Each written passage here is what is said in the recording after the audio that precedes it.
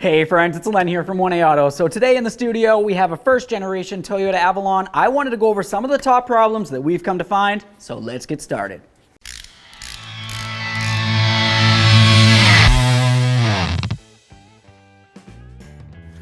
Okay, for problem number one, we're going to talk about ignition coils. If you were to look under your hood, right up across the top of your valve cover, you're going to find 3 ignition coils.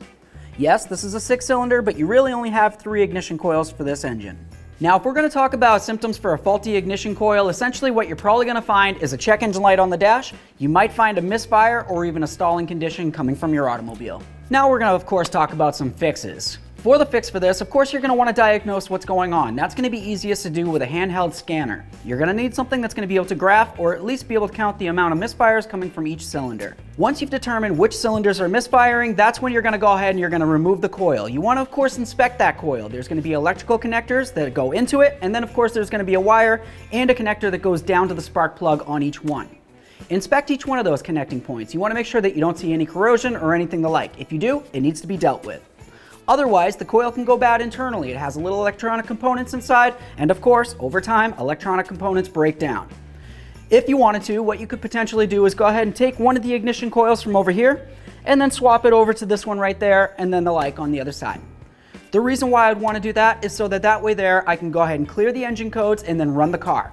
As the car's running, I'm going to pay attention to see if the misfire stayed on the same cylinder that it was originally, or if it moved to where I just switched that coil over to.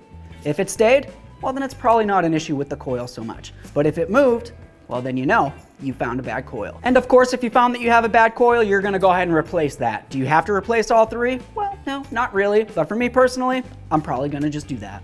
Now for problem number 2, we're going to talk about faulty O2 sensors. Here's an O2 sensor right down here, and they typically go bad. Now on this particular car, you're going to have 2 banks, and what I mean by that is you're going to have cylinders on each side of the engine, or really on this one, I guess it's on the front and on the back. There's going to be 3 on each. Each one of those banks has to have a manifold, and each one of those manifolds is going to have an upstream O2 sensor in it. Other than that, you're also going to find that you have 1 downstream O2 sensor. That's going to be located underneath the car, down behind the catalytic converter. Now these O2 sensors have a very important job. Essentially what they're supposed to do is measure and decrease the amount of pollution that's going out into the atmosphere. What they really want to do is kind of measure the amount of oxygen and unburnt fuel mixture that's getting shot out through the exhaust and not necessarily getting burnt up in the combustion chamber. So essentially what happens is you're going to have fuel and air mixing inside that combustion chamber as the piston comes up and down. Big explosion or combustion inside the engine, and then it's going to come out through the manifold and get shot out that tailpipe.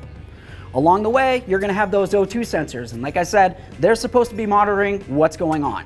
If for some reason there's an issue, the O2 sensor is going to pop up something saying, hey, I found that there's an issue and we need to deal with this. Other times, there might not even be an issue with the engine that's causing the O2 sensors to send these codes. If that's the case, it's due to a faulty O2 sensor, and that's very common on these cars. Now, symptoms for a faulty O2 sensor aren't going to be something that's very apparent to the naked eye, meaning you can't really just look at them and say, I think something's wrong with that O2 sensor. But what you're probably going to notice is a check engine light that comes on in your dash. If you go ahead and pull the code, it's probably going to tell you that you're having an issue with the O2 sensor, and at that point, you're going to want to diagnose to make sure it's an issue with the O2 sensor and not necessarily the engine.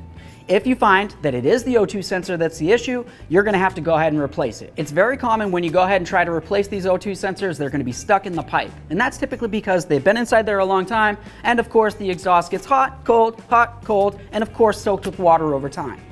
As this is happening, it's going to build up a whole bunch of rust in between the threaded area between the O2 sensor and the pipe, and you're probably going to have an issue trying to get the O2 sensor out. If you end up having this issue, you could potentially damage your exhaust pipe, meaning the threads essentially. If that's the case, you're going to probably have a hard time putting in your new O2 sensor. Typically what you're going to have to do is just go ahead and replace that exhaust pipe and the O2 sensor at the same time if you end up stripping out the threads. Otherwise, maybe you could just try to do a little rethreading action. That might potentially help you out, but it could theoretically just be a temporary fix. Or you can go ahead and take a look at this one and see what this person happened to do, which I don't really recommend. Now for our third problem, we're going to talk about transmission shiftability issues. Now the symptoms for this particular issue are more likely going to be found in higher mileage type of cars. Essentially with this thing being a first generation Avalon, it's got some pretty high mileage at this point. Some of the issues might include you try to take off from a stop and for some reason the transmission feels as though it's still in neutral. RPMs are going up, and then boom, kicks into gear and then down the road you go. Other symptoms, maybe it doesn't even have that issue. It takes right off like you want it to, but second or even third gear have that same little jolting action. They just don't feel as though it shifts when it's supposed to, it seems a little laggy, and you definitely don't seem like you have the power that you think you should have coming from this engine. So let's talk about some fixes for this now. One of the first things that I would want to do is, of course, check the transmission fluid. You're going to want to do this while the car's running and on a flat and level surface. Assuming that it's running and on a flat level surface, go ahead and pull out your dipstick and then go ahead and wipe it off.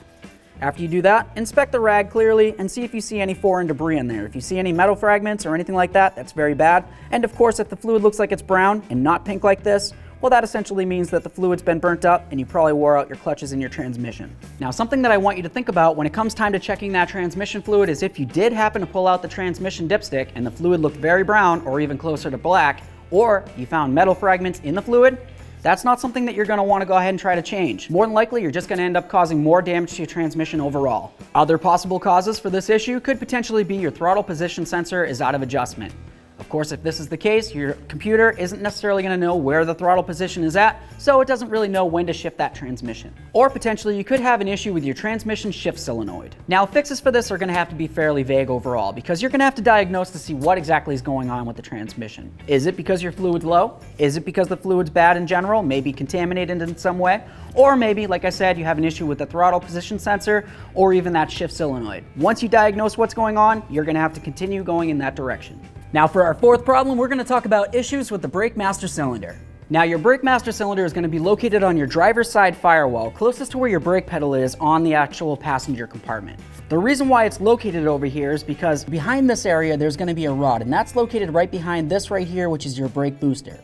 That rod is going to go right through your firewall and into where your brake pedal is. As you step on the brake pedal, it's going to push the rod in this direction, which is going to internally push on the piston in here, which will in turn go ahead and take some of the fluid from your reservoir and then force it through these lines.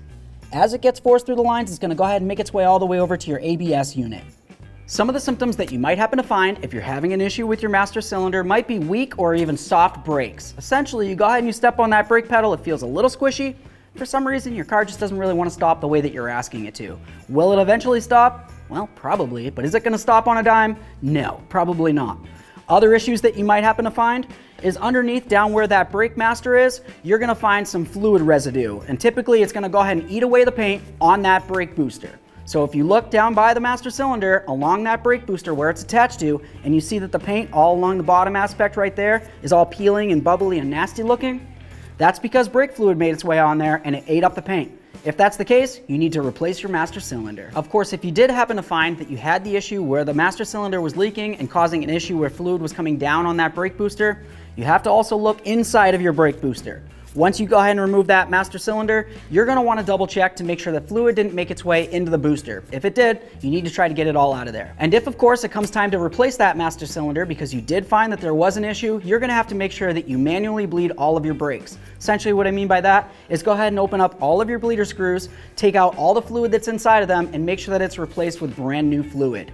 Also, when you replace the master cylinder, the rod that I told you about that goes between the brake pedal and the master cylinder, that has an adjustment on it. You need to make sure that it's adjusted properly.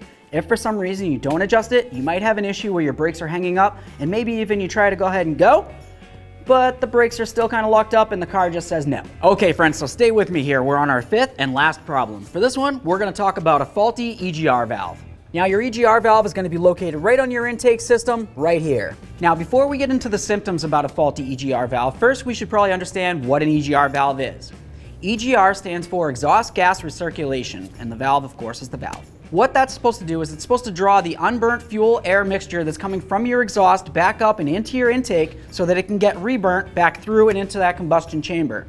The reason for that is essentially just to help out with pollution and emissions and all that other stuff. So overall, your combustion engine should be running as efficiently as possible, but there are always cases where some unburnt gases are going to be making their way into your exhaust system. It's just going to happen. Typically what's supposed to happen is the EGR valve is supposed to open up when it feels as though it's needed to, and it's going to go ahead and draw in some of that unburnt gases, and like I said, back into that intake so they can be burnt up inside your combustion chamber. So if you're having an issue with the EGR valve, some of the symptoms that you might happen to find is more than likely going to be a check engine light on your dash. If you were to go ahead and pull that code, it's going to tell you that you're having an issue with the EGR, and more than likely it's due to the fact that it's clogged up with carbon. Other than that, you're probably not really going to notice any other symptoms, maybe a little bit of a runnability issue, but it's not necessarily something that's going to cause a misfire or anything else. But your car is going to be having a whole lot of extra pollution going up and into the atmosphere. Now, reasons why your EGR valve might tend to go bad is because, like I said, it's actually attached to the exhaust through an EGR tube. Well, the exhaust is going to, of course, build up some carbon inside that tube and inside the valve. The valve needs to be able to function properly. If it's clogged up with carbon deposits, it's not going to be able to function properly. Or even if it has a lot of carbon deposits inside of it, it could potentially just be blocked up and restricting flow. In either case, more than likely what you're going to have to do is go ahead and remove that EGR valve and inspect it. Once you've inspected it, you're either going to have to determine whether you can clean it or even just have to replace it. Okay, friends, so that's what I've got for you for some of the top problems that we've come to find on a first-generation Toyota Avalon. Every car has its problems. Maybe you've got a car of your own with stories of your own. If you do, leave them in the comments section below, because I always love to hear from you.